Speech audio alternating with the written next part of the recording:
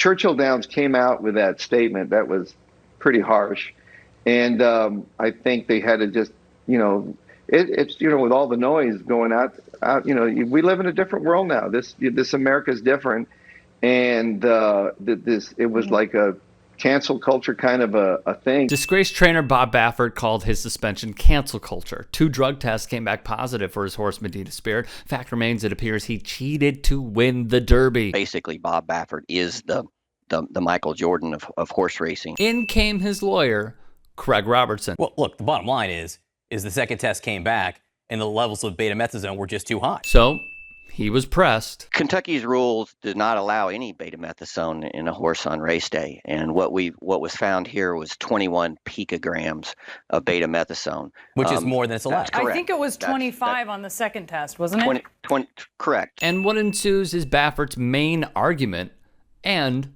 it's laughable at best. A picogram, again, is a trillionth of a gram. It's equivalent of 1 drop of water in an But only Olympic 10 size picograms is allowed. And that's correct. But that just because that's the rule doesn't mean that it's a proper rule. And John Berman's reaction says it all. He is, like many taking in this interview, stunned by this claim. Mr. Robertson, yes or no? Yes or no? Did the horse break the rules? Was the amount of the drug beyond the rules? As I said, the Kentucky rules do not allow the finding of any betamethasone. So yes, it was beyond the rules. Was Bob Baffert aware of the rules? Yes, Mr. Baffert is aware of the rules. So he broke the rules. Yes. Game, set, match. Robertson, however, continues to try and make an argument for his client, because he has to. Mr. Baffert's 46-year history of training, he's only been suspended twice, once in 1977 and once in, I believe it was 1997. So he's only had 2 suspensions in a 46-year career, and he hasn't had any in the last 25, 26 years. I got to make this clear. Craig Robertson is trying to make a case for a horse trainer that 2 suspensions is actually pretty good, eh? Here was the host's response. With all due respect, you say he's like the Michael Jordan of the sport. But when you look at his history, it's more like perhaps he's the Jose Canseco of the sport. These are issues that you were downplaying. Ouch.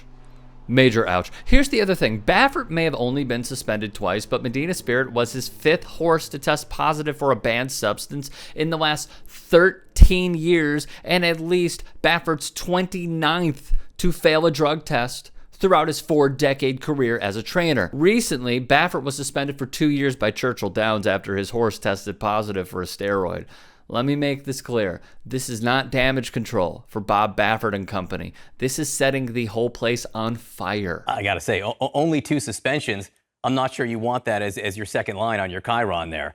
Bob Baffert, trainer, only suspended twice in his career. Can I just ask you? Oh my God, the levels of shade here are tremendous. As Deadspin wrote, maybe Bob Baffert and his team should just stop doing media hits. I get that people in the public eye can go on TV to defend themselves, but these clips just make Baffert and his team look worse and sloppy.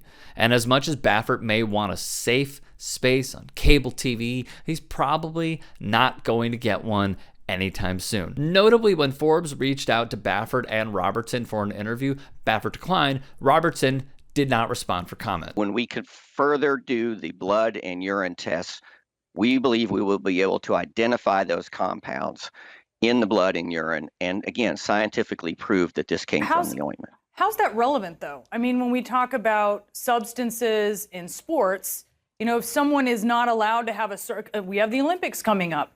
Whether an athlete uses an ointment or an injection or a pill, they are not allowed, just as Medina Spirit was not allowed to have this substance in his system, nor are any of these horses.